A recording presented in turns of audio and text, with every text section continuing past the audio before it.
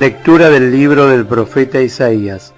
Así habla el Señor, tu Redentor, el Santo de Israel. Yo soy el Señor tu Dios, el que te instruye para tu provecho, el que te guía por el camino que debes seguir. Si tú hubieras atendido a mis mandamientos, tu prosperidad sería como un río y tu justicia como las olas del mar. Como la arena sería tu descendencia, como los granos de arena el fruto de tus entrañas. Tu nombre no habría sido extirpado ni borrado de mi presencia. Palabra de Dios, te alabamos, Señor.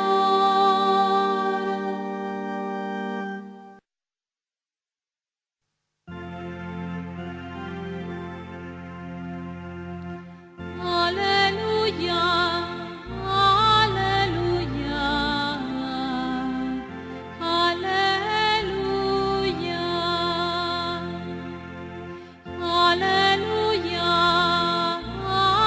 aleluya, aleluya. ¿Con quién compararé a esta generación? Se parece a esos niños que sentados en las plazas se gritan unos a otros diciendo: os hemos tocado la flauta y no habéis bailado, hemos entonado lamentaciones y no habéis llorado. Porque ha venido Juan, que no come ni bebe, y dicen: tiene un demonio. Ha venido el Hijo del Hombre, que come y bebe, y dicen: mirad, un hombre comilón y bebedor, amigo de publicanos y pecadores. Y la sabiduría se justifica por sus obras. Palabra del Señor, gloria a ti, Señor Jesús. Amados hermanos, la vida cristiana la podemos describir como una sintonía. Cuando tenemos un radio para poder escuchar la emisora que nos gusta, tenemos que sintonizar. No basta con que la emisora esté transmitiendo una música muy agradable. De nada me sirve si mi radio no está sintonizado. También en la televisión necesitamos sintonizarnos. Lo hacemos por un sistema muy sencillo, que es el de los canales. Cada canal es una manera de sintonizar. Y así estoy seguro que ustedes conocen los números de los canales de televisión que más les gustan. Cuando se trata de oír noticias, ponme el canal número tal. Si es una novela que te gusta, está en el número tal. Esa es la sintonía. Dios está transmitiendo, Dios está irradiando su mensaje. Pero la pregunta es si nosotros estamos sintonizados con Dios. Jesús, por medio de una comparación muy sencilla, se queja de que su pueblo no está en sintonía con Dios. Imaginémonos niños, como los hay en todas las ciudades, niños que quieren jugar juntos, pero unos se quejan de los otros, porque dicen: pues ¿cómo es esto que cuando se toca la flauta no bailan, y cuando se entonan cantos fúnebres no se lamentan? No hay sintonía, no se puede jugar juntos. Es una comparación muy sencilla que utiliza Cristo, pero el mensaje es muy profundo. Dios está transmitiendo su mensaje, pero a veces no estamos en la sintonía con Dios. Cuando Dios nos da la noticia de su amor, Él espera de nosotros un corazón receptivo, que sepa alegrarse, aplaudir, danzar, gozarse. Pero cuando Dios nos cuenta el daño que hace el pecado, o cuando Dios señala el pecado que tenemos nosotros, Dios está esperando que también nosotros podamos golpearnos el pecho y decir, perdona a tu pueblo, Señor. O sea que una persona que está en sintonía con Dios es una persona que tiene que saber alegrarse y tiene que saber entristecerse. Y a Dios le sirve todo. Hay personas que sienten una especie de presión psicológica para estar siempre felices, siempre animosos, siempre contentos, siempre sonrientes. Ese no es el cristiano. El cristiano tiene que saber sonreír muchas veces y sonreír sinceramente y desde el corazón, pero también tiene que saber llorar.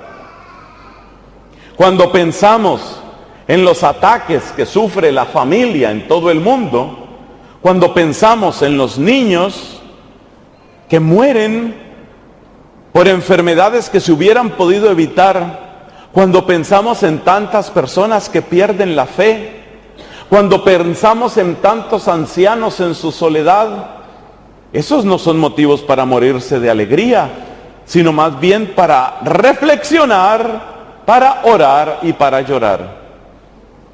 Hemos aprendido hasta ahora dos cosas. Primera, que Dios está siempre transmitiendo y que nosotros tenemos que sintonizarnos con Dios. Eso fue lo primero. Segunda cosa que hemos aprendido, que a Dios le sirve todo. Por eso, cuando te sientas triste, no tienes que recargar tu temperamento o tu personalidad como hacer el papel de que estoy feliz y de que no me importa. Más bien, cuando te llegue la tristeza, dile al Señor, como le dijo el salmista, recoge mis lágrimas en tu odre, Dios mío. No intentes, cuando estás triste, no intentes, ay, tengo que estar feliz, no. Ni cuando estés feliz trates de pensar que tienes que estar triste. Así como estés, cumple tú lo que dice el apóstol San Pablo. En todo damos gracias a Dios. Estoy alegre, que sea motivo para bendecir. Estoy triste, que sea motivo para unirme al dolor de Cristo en su pasión o al dolor de tantos cristianos. Llevamos 2 puntos. Vamos para el tercero. Jesús termina diciendo lo siguiente: la sabiduría ha quedado justificada por sus obras. Sucede que la gente que en aquella época no sintonizaba con Dios, esa gente siempre encontraba un motivo para criticar. Si Juan el Bautista vivía en soledad en el desierto, vivía haciendo penitencia, como en una especie de independencia total de la sociedad humana, debe ser un endemoniado. Si Cristo, por el contrario, se mostraba condescendiente y cercano con los pecadores, debe ser un glotón y un borracho. Es decir, el que quiera criticar siempre encontrará algo para criticar. Por cierto, esto se cumple muchas veces en la persona del sacerdote, pero esa es otra historia. Que si está con mucha gente, que si está con poquita gente, que si se le ve con mujeres, que si se le ve con hombres, que si es muy austero, que si es muy generoso. No es tan fácil, pero ese es otro tema.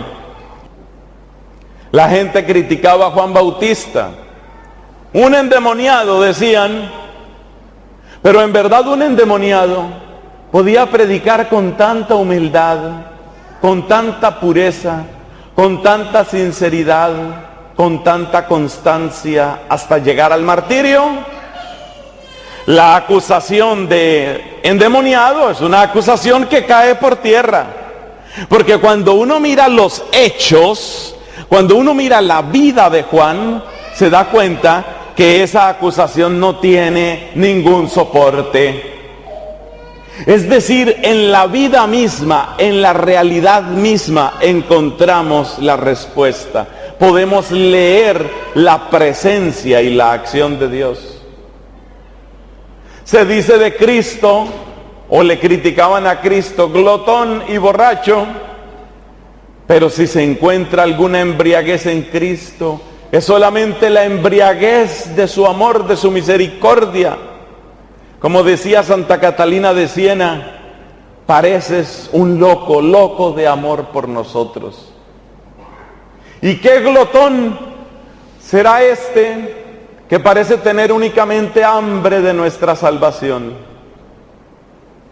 Entonces Cristo nos está enseñando a que leyendo la vida aprendamos a hablar,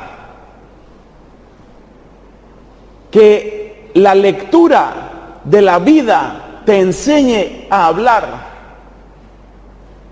Es algo tan profundo que da para una predicación en sí mismo.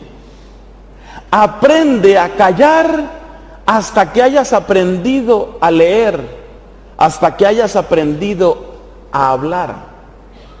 Frente a ese exceso de palabras, esa manera de juzgar de sus adversarios, Cristo propone este camino. Primero calla y atiende.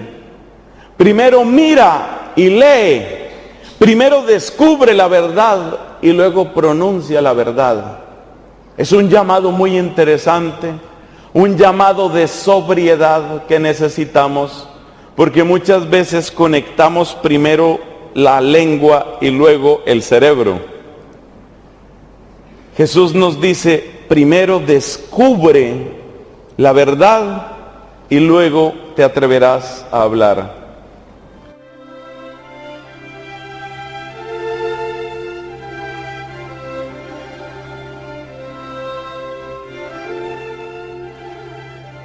Pienso que podemos resumir la enseñanza que la Iglesia nos ofrece en este día de Adviento con la frase del Salmo que la misma Iglesia nos da como respuesta al texto del capítulo 48 de Isaías. Concretamente aquella frase: el Señor protege el camino de los justos, pero el camino de los impíos acaba mal.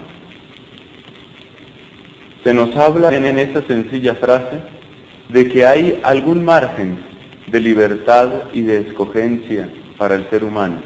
Y de hecho este Salmo primero es todo él una invitación a que escojamos el camino de Dios.